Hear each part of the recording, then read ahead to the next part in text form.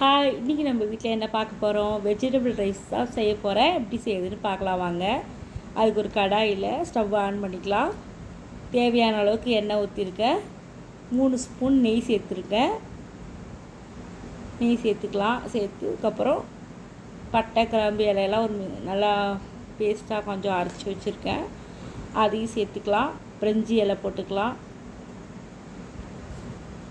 அப்புறம் புதினா, கொத்தமல்லி போட்டு நல்லா கொஞ்சம் வதக்கிக்கலாம். 2 பச்சை மிளகா தான் போட்டிருக்கேன். ஏன்னா கொஞ்சம் பச்சை மிளகா அரைச்சி சேர்த்துக்கலான்ட்டு. 3 வெங்காயத்தை சேர்த்து நல்லா வதக்கிக்கலாம். இதுக்கு தேவையான அளவு உப்பு சேர்த்துக்கலாம். சேர்த்து நல்லா வதக்கிடுங்க. நல்லா கண்ணாடி பதத்துக்கு நல்லா வேகட்டும். நல்லா கண்ணாடி பதத்துக்கு வெந்ததுக்கப்புறம் நம்ம இஞ்சி பூண்டு பேஸ்ட்டை சேர்த்துக்கலாம். இதுக்கு தேவையான அளவுக்கு சேர்த்துருக்கேன். சேர்த்து நல்லா இஞ்சி பூண்டு ஸ்மெல்லு போகிற வரைக்கும் நம்ம நல்லா வதக்கி விட்டுக்கலாம்.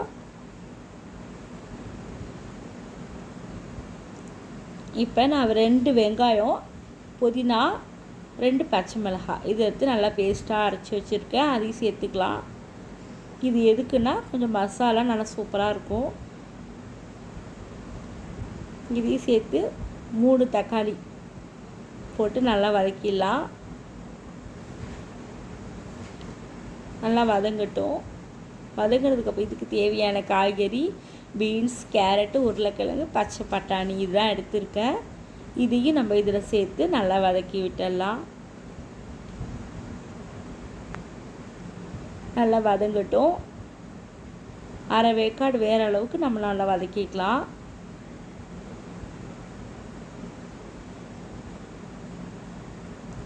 இப்போ கரம் மசாலா கொஞ்சம் சேர்த்துக்கலாம். தனி மிளகாய்த்தூள் அதுவும் கொஞ்சம் சேர்த்துக்கலாம். சின்ன பசங்க சாப்பிட்றதுனால நம்ம கொஞ்சமாக சேர்த்துக்கலாம், காரம் அதிகமாக இல்லாமல்.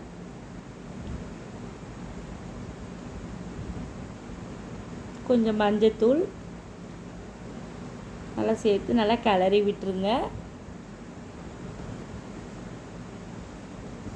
இப்போ மீன் மேக்கரை நல்லா சுடு தண்ணியில் ஊற்றி நல்லா இது பண்ணி வச்சுருக்கேன். அதையும் இதில் சேர்த்துக்கலாம். சேர்த்து நல்லா கிளறி விட்டுருங்க.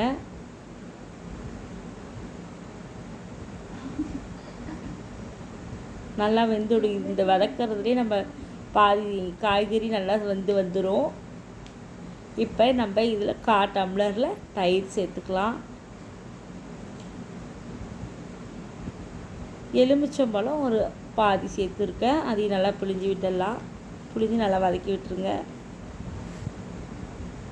இதுக்கு நான் பாஸ்மதி ரைஸ் தான் எடுத்திருக்கேன். 2 டம்ளர் பாஸ்மதி ரைஸ் எடுத்திருக்கேன். 3 டம்ளரில் தண்ணி ஊற்றிருக்கேன். இதான் அளவு. அரிசியை நல்லா கழுவி வச்சு ஒரு அரை மணி நேரம் ஊற வச்சுருக்கேன். நல்லா அரிசி ஊறிடுச்சு பாருங்கள். இப்போ நம்ம வதக்கினதை இதில் சேர்த்துக்கலாம். சேர்த்து நல்லா கிளறி விட்டுருங்க.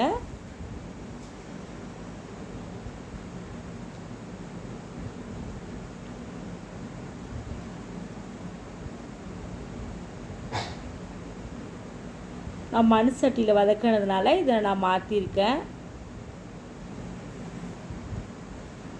இதுக்கு தேவையான அளவு உப்பு போட்டுக்கலாம். ஃபஸ்ட்டு நம்ம காய்கறிக்கு மட்டும்தான் உப்பு சேர்த்தோம். இப்போ ரைஸுக்கு தேவையான உப்பு போட்டுக்கலாம்.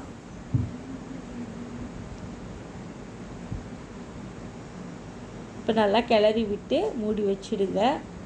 ஃபுல்லே இருக்கட்டும். பசங்க நல்லா விரும்பி சாப்பிடுவாங்க. இன்றைக்கி அமாவாசைன்றதுனால நாங்கள் கவிச்சு எடுக்காமல் நேற்று தான் சாம்பார் வச்சோம். அதனால் இன்றைக்கி வெஜிடபிள் பிரியாணி செஞ்சாச்சு. நல்லா கொதித்து வந்துடுச்சு. இப்போ நம்ம இதை சிம்மில் வச்சிடலாம். சிம்மில் வச்சு நல்லா மூடி போட்டு வச்சுடுங்க.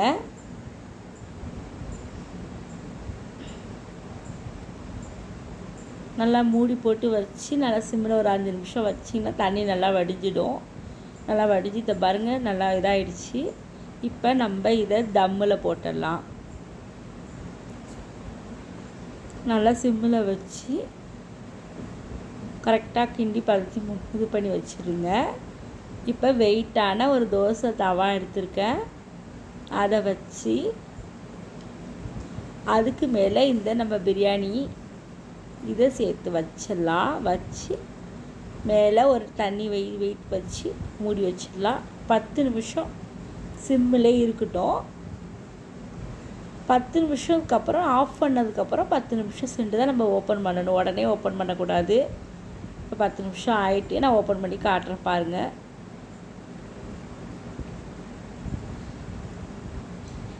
சூப்பராக இருக்கும். நல்லா உதிரியாக வந்திருக்கு பாருங்கள். நல்லா மேலே குச்சாக நிற்கிது பாருங்கள். நல்லா வந்துடுச்சு. நான் காரம் கம்மியாக தான் போட்டிருக்கேன். பசங்க நல்லா விரும்பி சாப்பிடுவாங்க. இதுக்கு சைட் டிஷ்ஷு வெங்காயம் தயிர் பச்சடி செஞ்சு வச்சுருக்கேன். இதுதான் போட்டு சாப்பிட போகிறோம். காய்கறி எல்லாமே நல்லா வெந்துருச்சு. மீன் மேக்கரும் வெந்துருச்சு. சூப்பராக இருக்கும். நீங்களும் ட்ரை பண்ணி பாருங்கள். நல்லா உதிரியாக வருது பாருங்கள்.